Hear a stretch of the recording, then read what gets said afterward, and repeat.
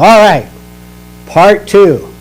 This time we're looking at not engines. We're not looking at electricity. We're going to look at evolution. What's the topic? New discoveries and applications within the Industrial Revolution 1.0. And in this case, we're kind of creeping into Industry 2.0 as well. So here we go. We talked about these particular gentlemen. These are just this is just a thumb scraping of the gentlemen, of the people that were involved. Not to say that men were the only ones involved. Women were also involved at different phases. I don't want to be sexist, but these are the gentlemen that I kind of picked out for our engines, electricity, and evolution. And today, right now, we get the big guys. Charles Darwin and Charles Lyell. Those are the two that we're going to look at for the most part. Alfred Wallace I put here too because he actually worked with Darwin to come up with the theories of natural selection, and they worked jointly on that one. But since if you talk about evolution, everything goes to Darwin. Everything goes into the picture of Darwin. You see this gruffy-faced man and he is the father of modern-day evolutionary theory. But he wasn't the only one. So let's kind of get into the history of it. The development of evolutionary theory sort of has primarily two different veins, two different branches. So the first one is geology, and that's where the theory sort of began. And that began with Lyell. And that was the idea that the Earth is not as young. Now, what's the opposing worldview? Opposing worldview at this time is the Genesis Christian Jewish ideology of everything was created in 6 days, and it took place approximately 6,000 to 8,000 years ago. That's relatively young Earth, is what we call it today, is young Earth theory or young Earth ideology. Well, that was the predominant one in Western civilization during this time. But Lyell comes along and starts working in the first part of the 1830s, 1840s, right around there, and comes up with these ideas of an older Earth. Not just a couple thousand years old, but a couple million years old. And that challenges the Christian worldview, that Christian idea. That's going to spark a whole bunch of problems and conflicts. And they are still in conflict to this day, and we will discuss that in a different video. But Lyell influences, becomes a collaborator, so to speak, a colleague, so to speak, with Darwin. And Darwin starts his investigation into evolutionary theory in geology. Excuse me. We think of Darwin more in the biological stance or standpoint of how did life come to be, what was the origins of life. But he began it in geology, and the geology informed his biology. If the Earth and the world is millions of years old, how does that fit with the origins, the springing up of life and different life forms? So he eventually is going to come up with a progressive evolutionary theory and natural selection, and we'll talk a little bit more about that in a moment. Let's talk about Lyell. He was the geology guy. He had three premises. One is that it's the old Earth. Earth is ancient, disproving the literal reading of Genesis, the literal reading of the Bible. The Bible is no longer scientifically valid. It should be thrown out. You shouldn't follow it.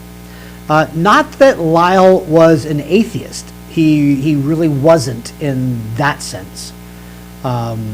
He did the church thing and kind of went through the motions. But to be hardcore, the Bible is God's word and it's perfect and there's no error in it, and that it's trustworthy historically.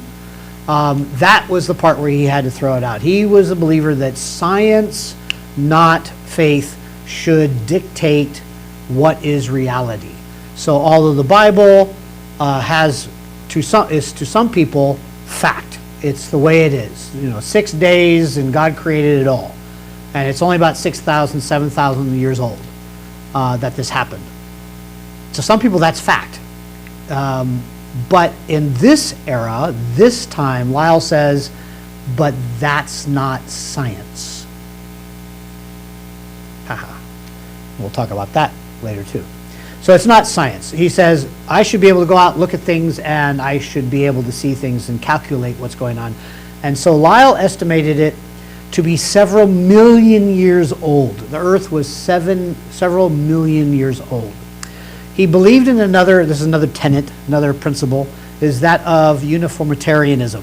And that is physical processes in the universe, on Earth, that have formed the Earth and formed the universe. They are the same and have always been the same processes since the beginning of time. So it happens at the same speed, in the same manner, with the same principles since the beginning of existence. That was uniformitarianism.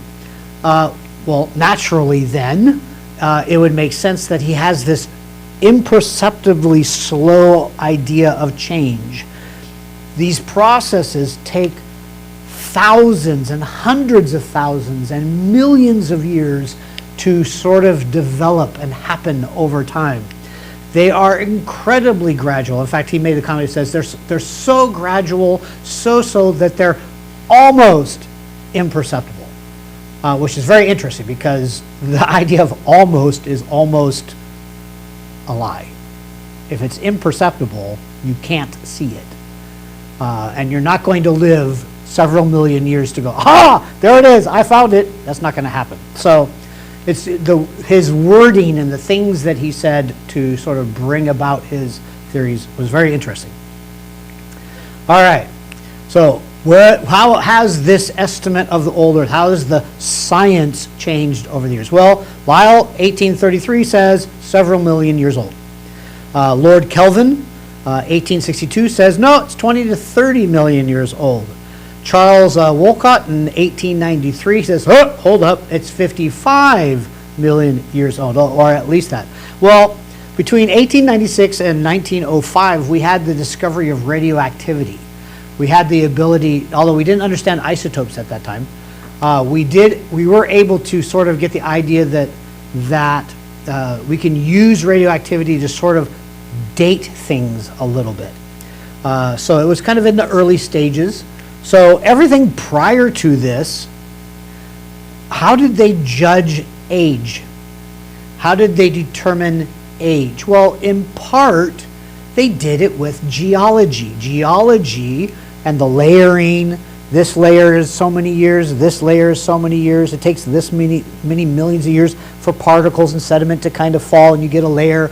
And as you find different fossils in the different layers, you can determine how old or estimate how old life is on Earth, et cetera, et cetera. So as far as I have been able to investigate and research is almost everything that was done prior to this was done mostly from perceptions and ideas and theories of geology. Remember I told you Lyell informs Darwin. But after radioactivity, they have another tool. So by 1911, Arthur Holmes comes up with, no, it's not 55 million, now it's 340 to 1.6 billion years old. By 1941, Gerling says it's 3.2 billion, and then Patterson and Outerman in 53, 56, that time frame, sort of settles the issue at about 4.5 billion years old. So we've gone from a couple, several million to 4.5 billion years, and we've done this in less than 100 years. That's telling. That's forensically, that's very, very interesting. And we're going to deal with that in another video, as I said before. But let's go and take a look at the other gentleman, the one that everybody knows, Darwin. So Darwin goes, as I said, from geology to biology. He in a letter to one of his name is Leonard Horner. He was a factory inspector, one of the ones that did a lot of work and advocacy for child labor during the mid-1800s that were in factories to sort of overturn, protect, bring safety back to the factories. So he was a factory inspector, and he was also someone that Darwin knew. And he wrote this in a letter to Horner in 1846. He says, "I always feel as if my books came half out of Lyell's brain, and that I never acknowledged this sufficiently, nor do I know how I can without saying so in so many words." So Darwin, by his own admission, really relates a lot of his work to the influence, to the theories and the understanding that Lyell put forth before him. So that you have to keep that in mind. That's not something you just toss out and say, well, forget it. So what is Darwin known for? And one of the ways that we remembered back in high school is VISTA. So variation, inheritance, selection, time, and adaptation. So here's the breakdown. So variation, what does he talk about with variation? What does he mean? Well, within each species, there exist certain varieties, different variations, different characteristics and traits. And these are often the result of random advantageous, you got to remember this, it's advantageous mutations. Something genetically mutates, something happens in a mutated sort of process, and it produces some benefit trait that the animal, the species, the plant, whatever, sort of carries on and passes that on to its descendants. That's that next one, inheritance. So traits, these variants are passed from one generation to the next generation, these advantageous mutations. Selection, this is the next point. Some organisms, because of these traits, because of these advantageous mutations, are better suited to survive in their environment, and those without, well, they kind of die off. And so you get this progressive evolutionary change for better and better and better and better suited, better adapted species and organisms. Time. This plays back into that idea of his geology, that old earth geology, that things and processes are the same throughout of time. If they're consistent and uniform, it takes so much time to go from this point to this point, then these particular adaptations, these changes, these processes in biology must also take a really long time. So these better suited populations, these organisms that pop up with these more advantageous changes, they go on to produce more and more, but they are not immediately abundant. It takes time, and that population, that group, gets bigger and bigger and bigger and bigger and bigger until you see what we have today. And then they adapt. This is that is. So as these populations grow, they become better adapted to their survival and their surroundings.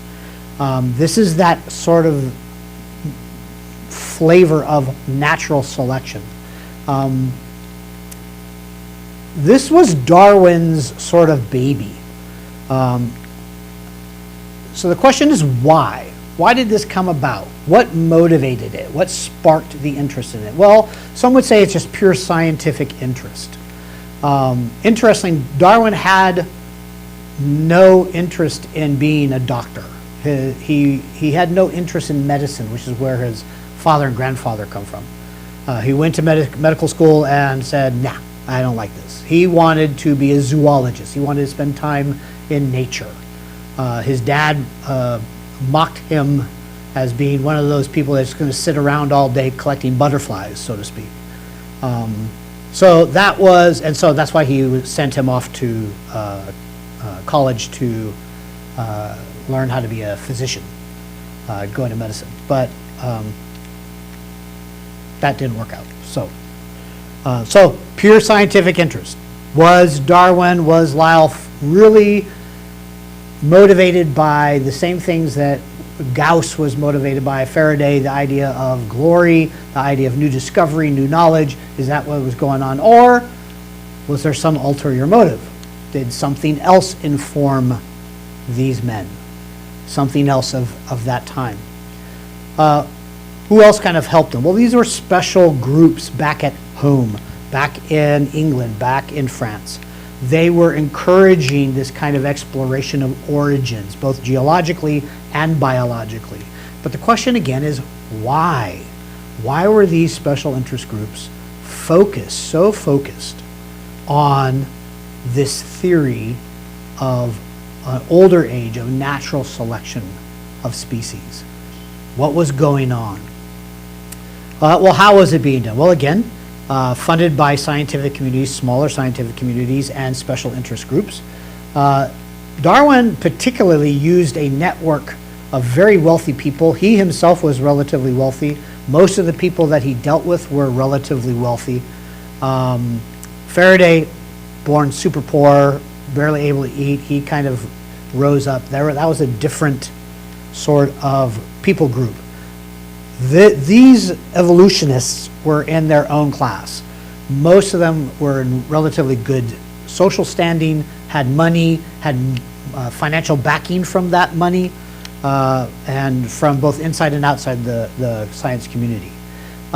Darwin also took advantage of Britain's amazing navy and their network of trades around the world, because his launch into evolution, although again it began with geology, was to get on the MHS, Her Majesty's HMS, HMS Beagle, which was a naval vessel.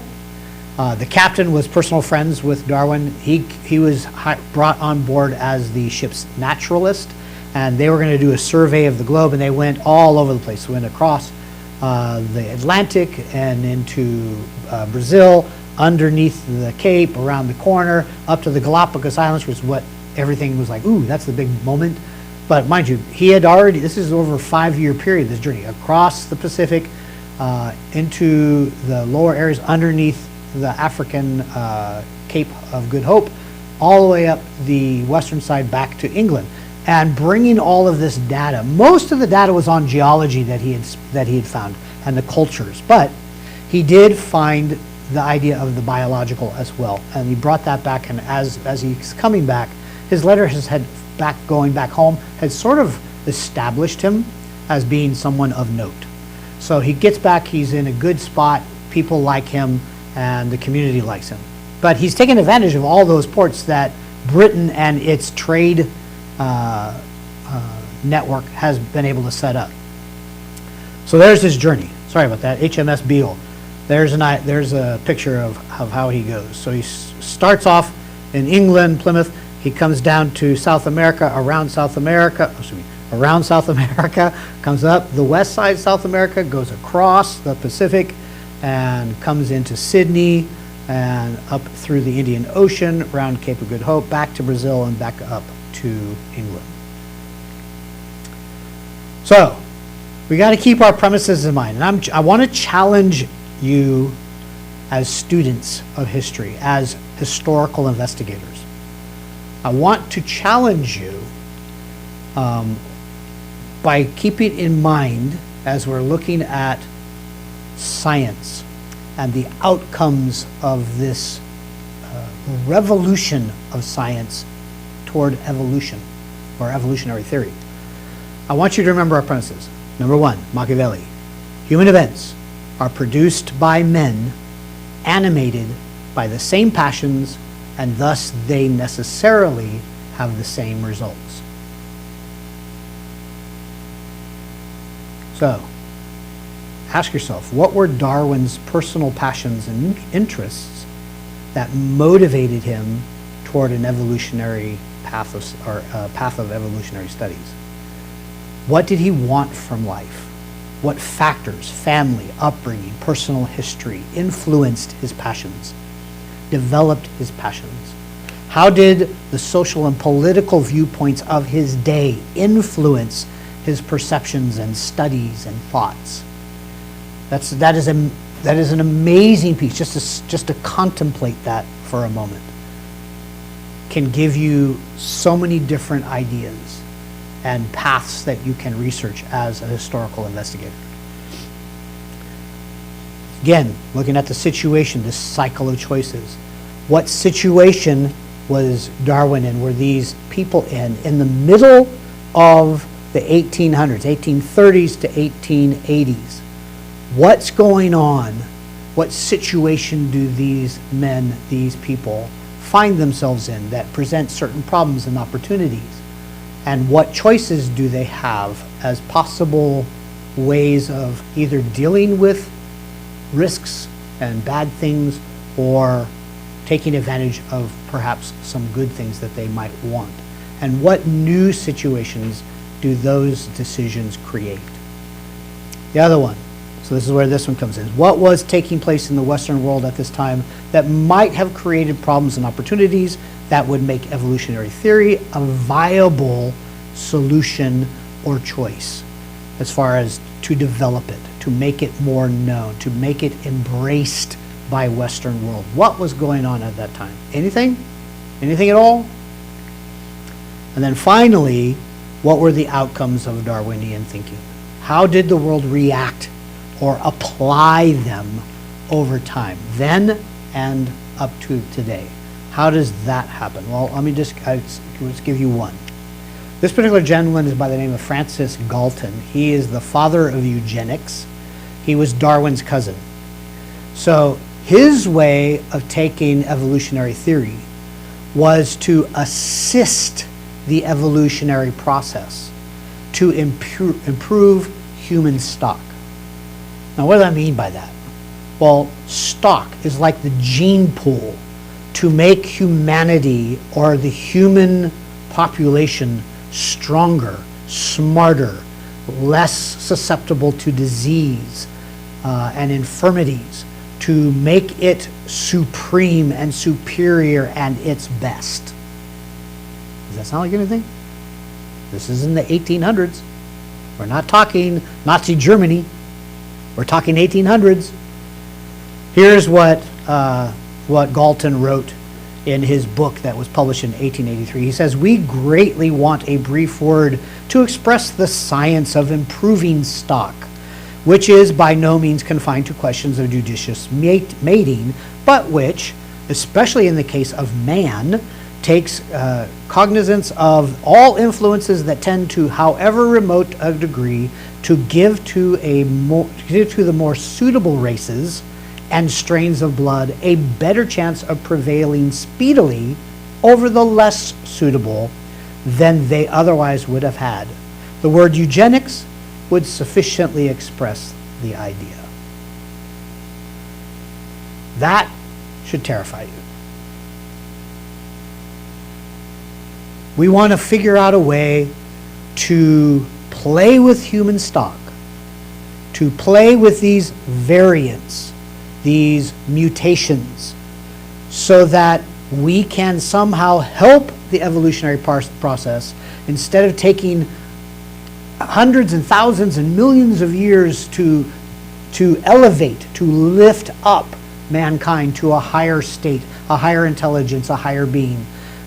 To help that, what can we do to make sure that it doesn't take millions of years, but it takes fewer years? Can we assist these processes?